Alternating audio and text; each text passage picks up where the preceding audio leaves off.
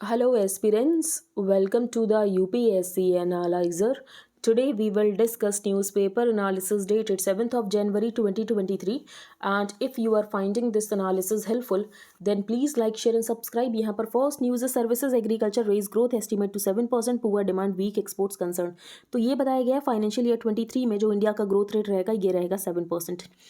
ठीक है, ज़्यादा अच्छा नहीं है लेकिन ठीक ठाक है। लेकिन अगर हम बाकी रेस्ट ऑफ द वर्ल्ड से कंपेयर करें जैसे कि यूएस यूके, तो यूएस यूके में रीसेशन आ सकता है, चाइना की ग्रोथ में भी हमें डिक्लाइन देखने को मिलेगा। ठीक है, तो अगर हम इनसे कंपेयर करें तो इंडिया यहाँ पर बेटर परफॉर्म कर रहा है। ठीक है, वीक एक्सपोर्ट्स कंसर्न ये आपको हेडलाइन में दिख रहा होगा। अब ऐसा क्यों कहा गया है? अगर ग्लोबल इकोनॉमी में स्लो डाउन रहेगा, अगर ग्लोबल इकोनॉमी में ग्रोथ ही नहीं होगी तो डिमांड कहाँ होगी? जब डिमांड ही नहीं होगी तो हम यहाँ पर एक्सपोर्ट्स करेंगे किसको? इसीलिए वीक एक्सपोर्ट्स कंसर्न है। पुअर डिमांड की यहाँ पर बात की गई है, लेकिन अगर हम यहाँ पर डोमेस्टिक डिमांड देखें तो ये इसको ऑफसेट कर लेगी जो भी यहाँ पर पुअर डिमांड रहेगी ग्लोबल इकोनॉमी में। ठीक है, aided by good performance of the agriculture and services sectors, India's GDP is expected to grow 7% in financial year 2022-23, supported by higher growth in agriculture and services sectors, according to the first advanced estimates of national income released by the NSO. India's growth rate of 7% in financial year 23 हमारे potential से थोड़ा कम है, but it still shines compared with the rest of the world, जैसे कि developed economies में recession आ सकता है and China at a big powering down. Next है alarm bells in Joshimath cracks across town over 500 homes hit. तो ये आपको दिख रहा होगा, ये रोड में क्रैक्स डेवलप हो रहे हैं। तो क्या हो रहा है यहाँ पर? बेसिकली जो ज़मीन है ये धस रही है, लैंड सब्सिडेंस हो रहा है। Ensure temporary rehabilitation centers at safe locations, 8 camps. Joshimath, बस आपको लोकेशन थोड़ी पता होनी चाहिए। Joshimath a key transit point for tourists traveling to Badrinath and Hemkund Sahib developed cracks due to land subsidence, और जिसकी वजह से यहाँ पर पैनिक हो रहा है, लोग यहाँ पर प्रोटेस्ट कर रहे हैं कि उनका रिहेबिलिटेशन होना चाहिए। नेक्स्ट है supreme court on delay by government extreme concern signals other factors. तो यहाँ पर जजेस को ट्रांसफ़र करने की बात की जा रही है, लेकिन जो गवर्नमेंट है ये कोई डिसीज़न ही नहीं ले रही है। तो यही बेसिकली कहा गया है कि गवर्नमेंट ऐसा क्यों कर रही है, जबकि यहाँ पर कलेजियम नाम रिकमेंड करने से पहले कंसल्ट करती है, उस पर्टिकुलर जज से कंसल्ट किया जाता है। जिस हाई कोर्ट से ट्रांसफ़र हो रहा है उसके चीफ जस्टिस के साथ कंसल्ट किया जाता है, जिस हाई कोर्ट में ट्रांसफ़र हो रहा है उसके चीफ जस्टिस के साथ कंसल्ट किया जाता है। The supreme court Friday expressed extreme concern over 10 recommendations for transfer of high court जजेस pending with the government and said, इसको इतने लंबे समय तक पेंडिंग रखा जा रहा है तो ये एक रॉन्ग सिग्नल सेंड कर रहा है। रॉन्ग सिग्नल ये है कि यहाँ पर जो थर्ड पार्टीज है ये भी इन्वॉल्व हैं। It is of extreme concern, honestly, in this the role of the government is very limited. If in the administration of justice we feel some people have to be transferred, तो collegium ऐसा करता है, keeping it pending sends a very wrong signal that other factors are coming into play, which I would say is unacceptable to the collegium. The collegium discusses and seeks opinion of the consulting judges and as also the chief justices, जहाँ से transfer हो रहा है, जहाँ पर transfer किया जा रहा है, comments of the judges concerned are also obtained at times. At request of judge concerned, alternative courts are also assigned for transfer. This process is completed. उसके बाद ही यहाँ पर recommendation दिया जाता है गवर्नमेंट को for transfer of a judge. Delay in the same not only affects the administration of justice, बल्कि ये एक ऐसा impression create करता है कि third party sources भी interfere कर रहे हैं on behalf of these judges with the government. फिर यहाँ पर एक और important point ये कहा गया है कि जब पर्टिकुलर पर्सन यहाँ पर लॉयर होता है तो हो सकता है कि उसकी यहाँ पर कुछ पॉलिटिकल अफिलिएशंस हो, लेकिन जब वो एक बार जज बन जाता है तो वो इन सारी पॉलिटिकल अफिलिएशन से खुद को इंडिपेंडेंट करने की कोशिश करता है, वो इंटेग्रिटी इंश्योर करने की कोशिश करता है। तो अगर आप ये सोचकर अपॉइंटमेंट नहीं कर रहे हो कि उस पर्सन की यहाँ पर ये पॉलिटिकल अफिलिएशन है तो ये आप बिल्कुल गलत कर रहे हो। The court also said that when lawyers become जजेस they train to do their job independent of political affiliation and just because they have their own thought process doesn't mean कि वो यहाँ पर अलाइंड है किसी के साथ। It therefore counsel the government let's not look to what the lawyer is doing while deciding their eligibility to be made जजेस। तो ये आपको बिल्कुल देखने की ज़रूरत नहीं है कि लॉयर यहाँ पर क्या कर रहा है, क्या उसकी सोच है, कहाँ पर वो अलाइंड है, ये सब आपको देखने की बिल्कुल ज़रूरत नहीं है। क्योंकि अगर एक बार पर्सन जज बन जाएगा तो वो खुद को किसी तरीके से ट्रेन करेगा कि उसके अंदर इंटेग्रिटी रहे, उसकी यहाँ पर कोई पॉलिटिकल अफिलिएशंस ना हो, वो यहाँ पर ऑब्जेक्टिव रह सके, वो यहाँ पर वैल्यू फ्री रह सके and train yourself to do a job independently whatever may have been your political affiliations, what may have been your thought processes. It is a spectrum of thought processes and they having their own thought processes doesn't mean कि वो यहाँ पर aligned है one way or the other in the bar. Bar is a different ball game and bench is a different ball game. ये यहाँ पर कहा गया है, हमने डिस्कस कर लिया। अब हम चलते हैं आगे। बाकी ये फर्स्ट पेज पर देख सकते हो, कोई इंपॉर्टेंट न्यूज़ नहीं है यहाँ पर, सिर्फ इतना सा फैक्ट इंपॉर्टेंट है कि कोविशील्ड से यहाँ पर ज़्यादा एंटीबॉडीज प्रोड्यूस हुई हैं। Covishield sets of higher level of antibody response than Covaxin. तो level of antibodies that neutralise कोविड-19 variants of concern is higher in those who have been administered the Covishield vaccine compared to those who have taken Covaxin। अब हम चलते हैं आगे। बाकी first page में कोई इंपॉर्टेंट न्यूज़ नहीं है। नेक्स्ट है सेंसस अनलाइकली बिफोर 2024-25, क्योंकि यहाँ पर जो RGI है, रजिस्ट्रार जनरल ऑफ इंडिया, इसने वापस से डेडलाइन को एक्सटेंड कर दिया है। तो हो सकता है कि यहाँ पर सेंसस 2024-25 के बाद ही हो पाए। सेंसस होने वाला था 2021 में, लेकिन नहीं हो पाया क्योंकि कोविड आ गया था। The census enumeration which was scheduled to happen in 2021 is unlikely to happen until 2024-25, क्योंकि बीच में इलेक्शंस भी आ जाएंगे। Since the announcement of the census exercise and its deferment due to pandemic in 2020, the deadline for freezing of jurisdictional boundaries has been extended 7 times following the latest extension। तो यहाँ पर काफ़ी बार एक्सटेंशन हो चुका है। ये कहा गया था बिहार में कि बिहार में यहाँ पर कास्ट सेंसस होगा। अब यहाँ पर ये क्लैरिटी दी गई है कि कास्ट सेंसस तो होगा, लेकिन यहाँ पर सब कास्ट का नहीं होगा, only caste not sub caste data to be catalogued. Next हम चलते हैं आगे। यहाँ पर नॉर्थ ईस्ट की बात की गई है। तो नॉर्थ ईस्ट में पीस लाने के लिए क्या क्या किया जा रहा है? जो आफ्ता है इसको यहाँ पर ग्रेजुअली लिफ्ट किया जा रहा है।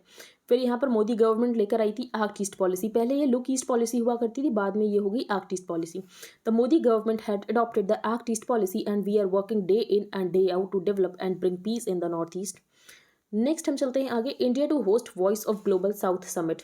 तो ये हमने बहुत बार डिस्कस किया कि G20 में इंडिया के पास प्रेसिडेंसी, तो इंडिया यहाँ पर बात करता है कि हम यहाँ पर वॉइस बनेंगे ग्लोबल साउथ की। लेकिन ये तो पता होना चाहिए ना कि ग्लोबल साउथ के क्या कंसर्न्स हैं। तो उसके लिए ही यहाँ पर क्या हो रहा है, एक इवेंट हेल्ड किया जा रहा है जिसमें ग्लोबल साउथ की कंट्रीज़ को इन्वाइट किया जाएगा, उनसे उनके कंसर्न्स जाने जाएंगे ताकि हम उसको सामने तो रख सकें।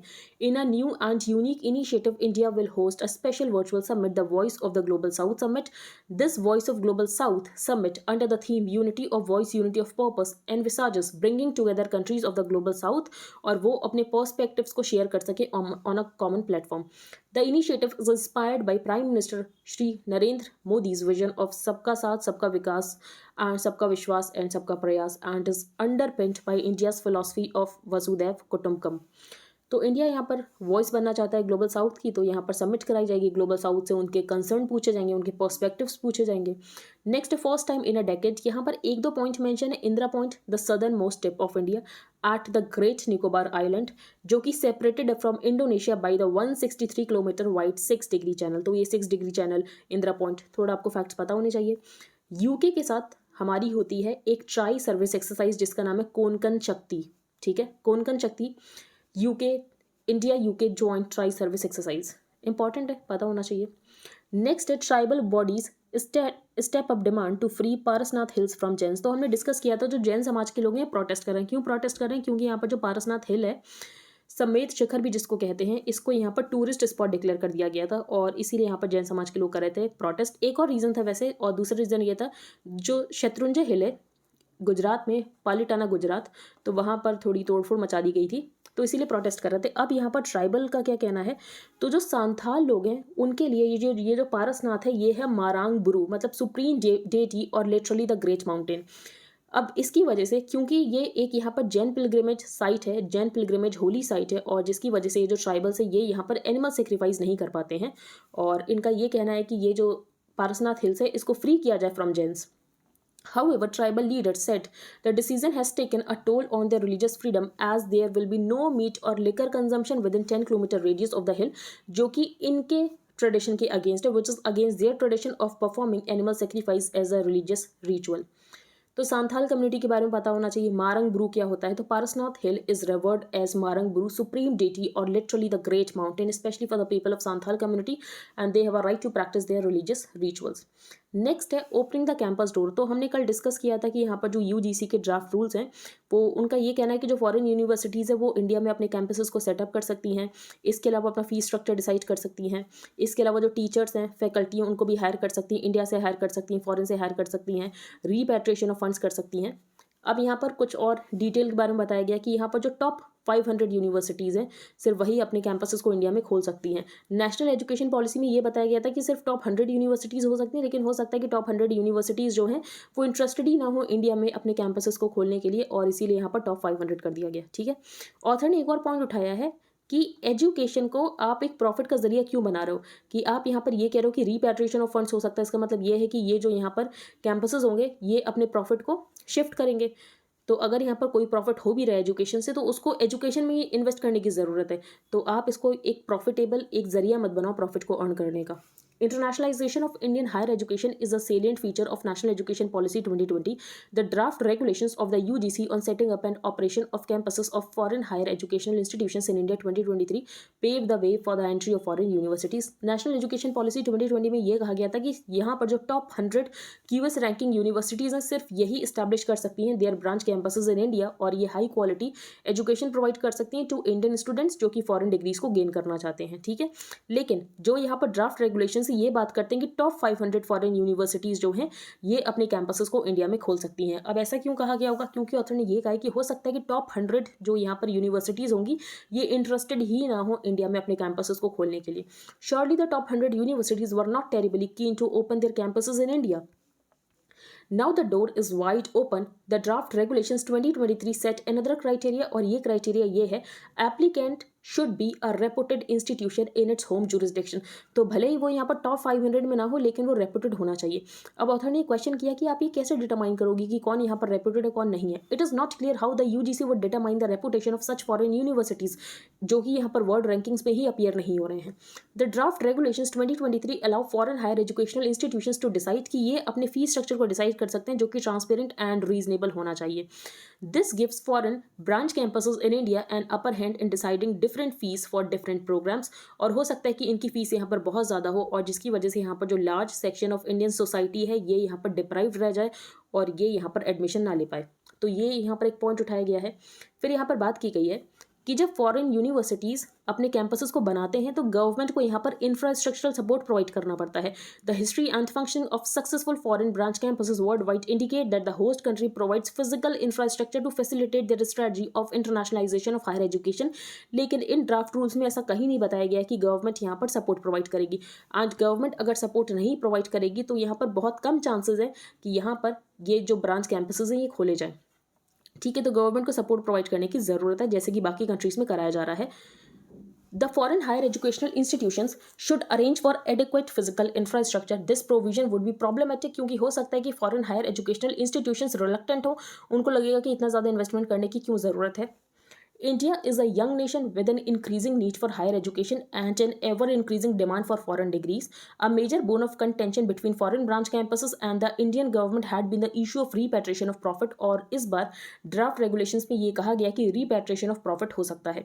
Education in India ये एक profitable enterprise नहीं है, ये एक public good है and the income generated from it needs to be plowed back into it. However, the draft regulations 2023 allow करता है कि यहाँ पर repatriation of profits हो सकता है, तो ये यहाँ पर एक concern है। Foreign higher educational institutions shall not offer any such programme of study जो कि जेपरडाइज करता हो नेशनल इंटरेस्ट ऑफ इंडिया। तो ऑथर ने ये कहा है कि ये बहुत ज़्यादा रेस्ट्रिक्टिव क्लॉज है। In case of the first provision, अगर हम स्टेम की बात करें तो साइंस वगैरह में ऑब्जेक्टिविटी होती है, लेकिन अगर हम ह्यूमैनिटीज़ की बात करें तो ह्यूमैनिटीज़ में सब्जेक्टिविटी होती है, डिफरेंट इंटरप्रिटेशन हो सकता है। The challenge however lies with humanities and social sciences where multiple interpretations are popular pushing the boundaries of knowledge. तो हो सकता है कि यहाँ पर जो इंटरप्रिटेशन हो वो यहाँ पर आपके आइडियोलॉजी से मैच ना करता हो और आपको लगे ये तो यहाँ पर नेशनल इंटरेस्ट को जेपरडाइज कर रहा है। तो ये यहाँ पर कुछ क्वेश्चंस हैं। नेक्स्ट है द न्यू वॉर मशीन। तो यहाँ पर बात की गई है कि अगर आप आर्टिफिशियल इंटेलिजेंस का यूज़ करोगे बैटल फील्ड में तो यहाँ पर एथिकल डिलेमा इन्वॉल्व है, ये हम डिस्कस करेंगे। India is on a drive to induct unmanned combat systems into the military. जैसे कि यहाँ पर नेवी ने ये कहा है कि नेवी यहाँ पर प्रोकर करेगी a fleet of armed predator drones from the US. Not anymore, evidently, Indian analysts and decision makers seem to be belatedly acknowledging the war-fighting abilities of underwater autonomous platforms powered by artificial intelligence. तो यहाँ पर artificial intelligence, deep learning, data analytics, cloud computing. तो artificial intelligence का अगर आप use करोगे तो यहाँ पर किसके कंसर्न है? एथिकल कंसर्न है। AI in warfare is not just a matter of combat effectiveness but also of ethics. AI infused unmanned systems can't be deployed in ways that are inconsistent with national and international law. To avoid the conundrums posed by armed autonomous systems, India's military leadership तो हमें ये ensure करने की ज़रूरत है कि जो fundamental principles है humanity, military necessity and proportionality, ये यहाँ पर कभी भी वॉलेट नहीं होने चाहिए. AI is characterised by a predisposition. तो जो भी यहाँ पर ह्यूमन में बाइसेस होंगे वो सब आपको AI में मिलेंगे to certain kinds of data and automates weapon systems in ways जो कि inconsistent हो with the laws of the war. Despite rendering warfare more deadly, AI compromises the control, safety and accountability. और हो सकता है कि यहाँ पर आप कुछ ऐसा कर दे AI जो कि यहाँ पर इंटरनेशनल लॉज को वॉलेट करता हो, तो ऐसे में अकाउंटेबिलिटी किसकी होगी? The dark side of battlefield AI is far from conjectural. Fielding nascent technologies without comprehensive testing places military personnel and civilians at risk. और हो सकता है कि यहाँ पर कोई एरर हो जाए तो there would be no one to be held accountable. There are still rules in war जिनको कि फॉलो करने की ज़रूरत है. नेक्स्ट हम चलते हैं आगे. कल हमने डिस्कस किया था कि यहाँ पर म्यांमार की मिलिट्री रिजीम का ये कहना है कि हम इलेक्शंस कराएंगे. तो ऑथर का बेसिकली ये कहना है कि इनको इलेक्शंस कराने नहीं है, ये खुद को लॉफुल दिखाना चाहते हैं एंड अपनी ग्रिप को सीमेंट करना चाहते हैं, इसीलिए ये बात करें कि ये यहाँ पर इलेक्शन कराएंगे, क्योंकि अभी तक ये अपनी ग्रिप को स्टैब्लिश नहीं कर पाए क्योंकि प्रो डेमोक्रेसी फोर्सेस यहाँ पर बहुत ज़्यादा प्रोटेस्ट कर रहे हैं. गोइंग ग्लोबल तो यूजीसी डिसीजन के बारे में है. नेक्स्ट है यहाँ पर a lighter load for court. तो पेंडेंसी ऑफ केसेस की बात की जाती. ऑथर ने कहा पेंडेंसी ऑफ केसेस तो तब कम होगा जब यहाँ पर गवर्नमेंट जो है ये कम केसेस में इन्वॉल्व होगी. तो गवर्नमेंट लार्जेस्ट लिटिगेंट है, गवर्नमेंट लार्जेस्ट लिटिगेंट है, बिगेस्ट लिटिगेंट है. अब कुछ केसेस में तो गवर्नमेंट खुद से इन्वॉल्व होती है, लेकिन कुछ केसेस में यहाँ पर गवर्नमेंट को इन्वॉल्व होना पड़ता है और कोई ऑप्शन नहीं होता है. Much has been said about why we have a staggeringly high number of cases that constitute pendency or cases that are decided in the court system. तो एक रीज़न तो ये भी है कि इंडिया में नंबर ऑफ जजेस बहुत कम है. इंडिया हैज़ अबाउट 21 जजेस फॉर एवरी मिलियन पीपल. अगर हम बाकी कंट्री से कंपेयर करें, फॉर एग्जांपल चाइना, तो चाइना हैज़ अबाउट 159 जजेस फॉर एवरी मिलियन पीपल. तो ठीक है, नंबर ऑफ जजेस बढ़ाने की ज़रूरत है. पहला हमें ये सोल्यूशन मिल गया. ऑन जून 13, 2017 ये कहा गया था action plan to reduce government litigation, और गवर्नमेंट को यहाँ पर एक रिस्पॉन्सिबल लिटिगेंट बनाने की ज़रूरत है. इन 2015 they started the rather aptly named limbs project legal information management briefing system, so that यहाँ पर जो डिफरेंट डिपार्टमेंट्स हैं इनके बीच में कनेक्शन रह सके. That intents to connect 55 ministries and their departments, और जिसकी वजह से लिटिगेशन मैनेजमेंट हो सके.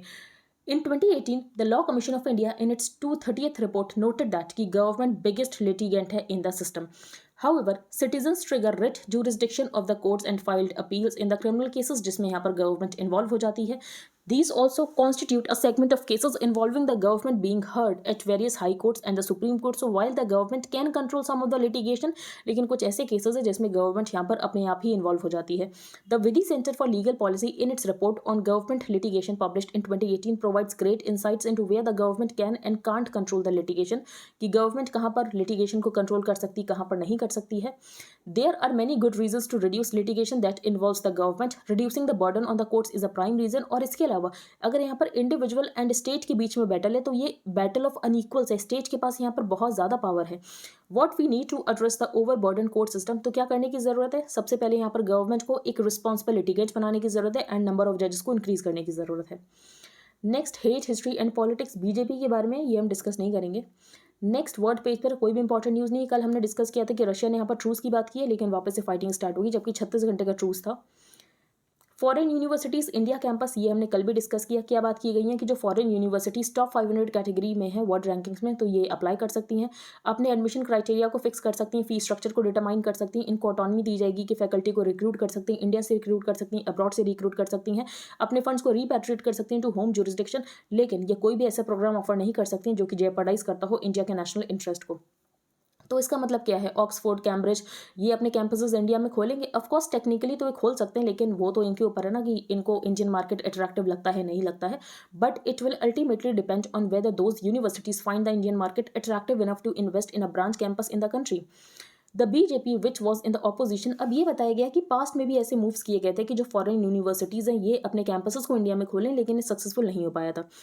अब क्यों नहीं सक्सेसफुल हो पाया था? तो यहाँ पर कुछ ऐसे पॉइंट्स थे कि इसकी वजह से यहाँ पर फ्लड गेट्स ओपन हो जाएंगे for such foreign educational institutions जिनका ऑब्जेक्टिव सिर्फ यहाँ पर प्रॉफिट होगा. लेकिन अब तो यहाँ पर खुद बात की जा रही है कि फंड्स का रीपैट्रिएशन हो सकता है. यहाँ पर एक बुक है, बुक इंपॉर्टेंट नहीं है. यहाँ पर ये बताया गया कि जो अरब स्प्रिंग है, अरब स्प्रिंग अगर हम देखें तो कुछ ही कंट्रीज में सक्सेसफुल हो पाए, जैसे कि टूनिशिया। तो टूनिशिया में यहाँ पर ट्रांजिशन हुआ था into a democratic republic. The book's title reflects the false promise of a spring except perhaps in the case of Tunisia which transitioned into a democratic republic with a presidential form of government। लेकिन अगर हम बाकी countries देखें, for example यहाँ पर Yemen की बात की गई है, the fallout of the Arab Spring is playing out in a proxy war between Saudi Arabia and the UAE, both US proxies and Iran. Millions have been displaced and a Saudi led blockade has led to massive starvation and malnutrition। फिर यहाँ पर Syria की बात की गई, Syria यहाँ पर civil war में चला गया। The continuing conflict in Syria has its roots in the quickly suppressed Syrian Arab Spring. तो ये बताया गया अरब स्प्रिंग यहाँ पर सक्सेसफुल नहीं हो पाए। नेक्स्ट है Manipur's ancient polo and its storied pony. ये इंपॉर्टेंट है। Modern polo is said to have originated from Sagol Kangjei, a sport indigenous to Manipur which is played on the Manipur pony. और इसके अलावा ये बताया गया जो पोनीस की पॉपुलेशन है ये यहाँ पर डिक्लाइन हो रही है। तो 2003 में सेंसस किया गया था तो 1898 पोनीस थी। उसके बाद नंबर ये और ज़्यादा कम हो गया 19 सेंसस में। और रैंडम सर्वे किया गया 2014 में, जिसमें ये पता चला कि यहाँ पर सिर्फ 500 पोनीज ही होंगी। अगर बाकी और भी देख लो कि कुछ यहाँ पर काउंट नहीं होंगी तो टोटल 600 होंगी। तो पोनीस की पॉपुलेशन बहुत ज़्यादा डिक्लाइन हो रही है।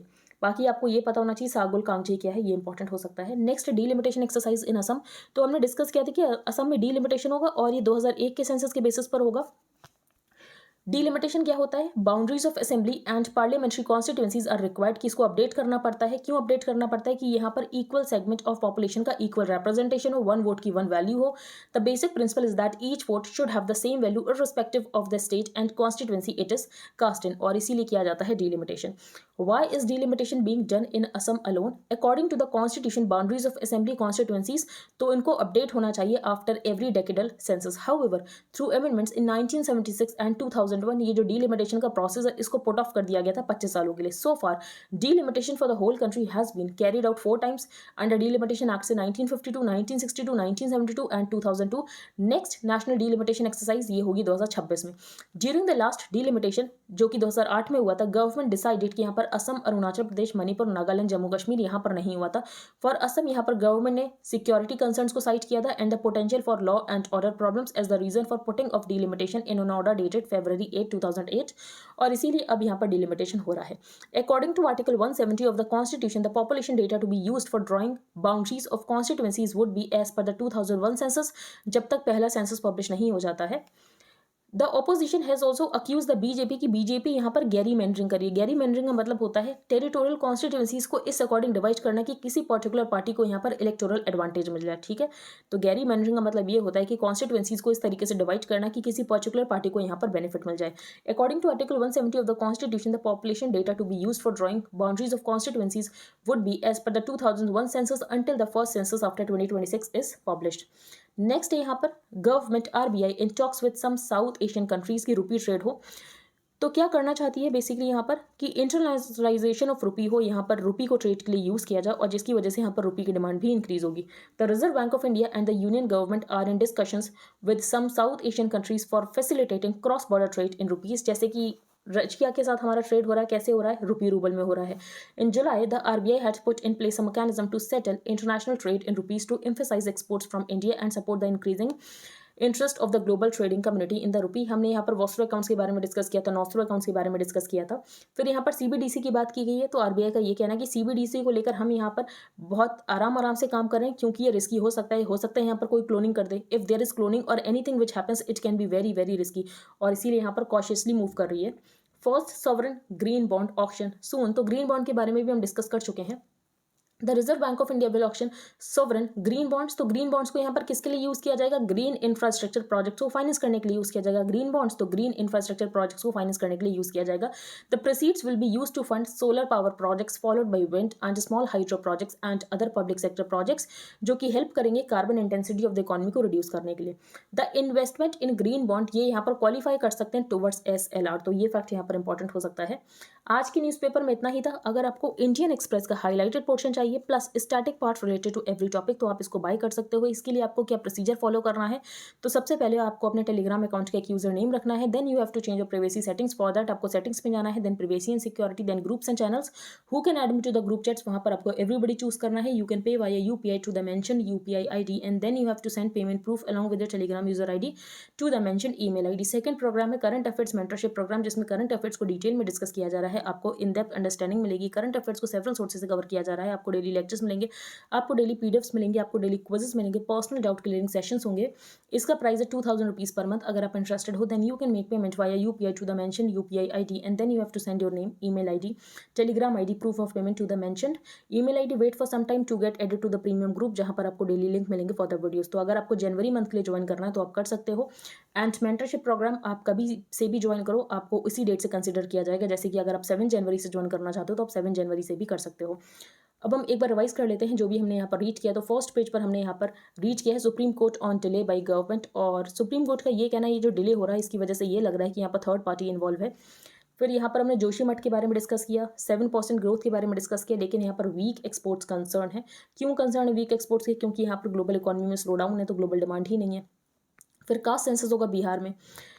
देन हमने यहाँ पर डिस्कस किया कि इंडिया वॉइस बनना चाहता है ग्लोबल साउथ की, और इसके लिए यहाँ पर एक ग्लोबल साउथ की समिट होगी जिसमें यहाँ पर जो ग्लोबल साउथ के पर्सपेक्टिव्स हैं इसको यहाँ पर सुना जाएगा और उसके बाद डिसाइड किया जाएगा कि कौन से कंसर्न को यहाँ पर सामने रखना है। यहाँ पर हमने इंदिरा पॉइंट के बारे में डिस्कस किया, the southernmost tip of India at the Great Nicobar Island which is separated from Indonesia by the 163 kilometre wide 6 Degree Channel. Then हमने यहाँ पर कोंकण शक्ति डिस्कस किया, a recent one being the maiden India UK joint tri-service exercise Konkan शक्ति, ये important हो जाता है। देन हमने यहाँ पर डिस्कस किया पारसनाथ हिल्स। तो पारसनाथ हिल्स एक जैन होली साइट है, लेकिन यहाँ पर जो सांथाल्स है उनका ये कहना है कि ये हमारे लिए मारंग ब्रू है। तो Parasnath hill is revered as Marang Buru supreme deity और लिटरली द ग्रेट माउंटेन, और उनका ये कहना है कि ये अपने रिलीजन को प्रैक्टिस नहीं कर पा रहे हैं क्योंकि उनको एनिमल सेक्रीफाइस करना होता है, लेकिन ये जो जैन का विचारधारा ये उससे अगेंस्ट है और जिसकी वजह से ये अपने रिलीजन को प्रैक्टिस नहीं कर पा रहे हैं, ये अपने रिचुअल्स को प्रैक्टिस नहीं कर पा रहे हैं। नेक्स्ट हम चलते हैं आगे, ओपनिंग द कैंपस डोर। तो यहाँ पर ऑथर ने कुछ ऐसे पॉइंट्स उठाए कि आप एजुकेशन को एक प्रॉफिट के नज़रिए से देख रहे हो कि यहाँ पर रीपैट्रिएशन ऑफ प्रॉफिट्स हो सकता है। इसके अलावा आप यहाँ पर बात करोगे टॉप 500 वाली क्यूएस रैंकिंग्स वाले जो कॉलेजेस हैं ये अपने ब्रांच कैंपसेस खोल सकते हैं। तो पहले आपने टॉप 100 कहा था, फिर आपने टॉप 500 कह दिया, फिर आप ये कह रहे हो कि वॉली प्रोग्राम्स ऑफर नहीं कर सकते जो कि नेशनल इंटरेस्ट को जेपरडाइज करते हो। तो जहाँ तक ह्यूमैनिटीज़ की बात है तो ह्यूमैनिटीज़ का तो सब्जेक्टिव इंटरप्रिटेशन है, तो ये सब यहाँ पर ऑथर ने क्वेश्चन उठाए हैं। Next the new war machine. तो यहाँ पर ये कहा गया कि अगर आप एआई को यूज़ कर रहे हो तो यहाँ पर एथिकल कंसर्न्स इन्वॉल्व है। गवर्नमेंट बिगेस्ट लिटिगेंट है, तो गवर्नमेंट को यहाँ पर रिस्पॉन्सिबल लिटिगेंट होने की ज़रूरत है, एंड यहाँ पर जो नंबर ऑफ जजेस है इसको इंक्रीज़ करने की ज़रूरत है। इसमें तो कुछ इंपॉर्टेंट नहीं था। फिर हमने यहाँ पर अरब स्प्रिंग के बारे में डिस्कस किया कि जो अरब स्प्रिंग है ये हमें सक्सेसफुल होते हुए नहीं दिखी, जैसे कि यमन में, फिर यहाँ पर सीरिया की बात की गई, ट्यूनीशिया में ज़रूर यहाँ पर डेमोक्रेटिक ट्रांजिशन हुआ था। फिर हमने यहाँ पर डिस्कस किया Sagol Kangjei, a sport indigenous to Manipur. फिर मणिपुर, फिर हमने यहाँ पर डिस्कस किया जो पोनीज हैं इनकी पॉपुलेशन यहाँ पर डिक्लाइन हो रही है। Delimitation exercise in Assam. तो डीलिमिटेशन के बारे में हमने डिस्कस किया। डीलिमिटेशन का मतलब होता है असेंबली एंड पार्लियामेंट्री कॉन्स्टिट्यूंसीज को यहाँ पर ड्रॉ करना या रीड्रॉ करना, सो दैट यहाँ पर 1 वोट की 1 वैल्यू हो सके, इक्वल सेगमेंट ऑफ पॉपुलेशन का इक्वल रिप्रेजेंटेशन हो सके। एंड हमने ये डिस्कस किया कि असम में डीलिमिटेशन होगा 2001 के सेंसस के बेसिस पर। फिर यहाँ पर गैरीमैंडरिंग की बात की गई। इस टर्म का क्या मीनिंग होता है? टेरिटोरियल कॉन्स्टिट्यूएंसीज को इस तरीके से डिवाइड करना कि किसी पर्टिकुलर पार्टी को यहाँ पर इलेक्टोरल एडवांटेज हो जाए। फिर यहाँ पर ये कहा गया कि हम इंटरनेशनलाइजेशन ऑफ रुपी करना चाहते हैं, रुपी ट्रेड को बढ़ावा देना चाहते हैं, और जिसकी वजह से यहाँ पर रुपी की डिमांड भी इंक्रीज होगी। हमने नॉस्ट्रो अकाउंट्स के बारे में डिस्कस किया था, वॉस्ट्रो अकाउंट्स के बारे में पहले डिस्कस कर चुके हैं। फिर हमने यहाँ पर सॉवरेन ग्रीन बॉन्ड के बारे में डिस्कस किया, तो इसका यूज़ किया जाएगा ग्रीन इंफ्रास्ट्रक्चर प्रोजेक्ट्स को फाइनेंस करने के लिए, और इन्वेस्टमेंट इन ग्रीन बॉन्ड्स ये यहाँ पर क्वालिफाई हो सकता है टुवर्ड्स स्टैट्यूटरी लिक्विडिटी रेशियो। तो ये फैक्ट यहाँ पर इंपॉर्टेंट हो सकता है, ये हमने पहले नहीं डिस्कस किया था। The investment in green bonds can qualify towards statutory liquidity ratio. तो आई होप आपको सब कुछ क्लियर हो गया हो। अगर आपका कोई भी डाउट हो तो आप टेलीग्राम ग्रुप पर पोस्ट कर सकते हो। If you liked the video then please like share and subscribe. Thank you and have a nice day.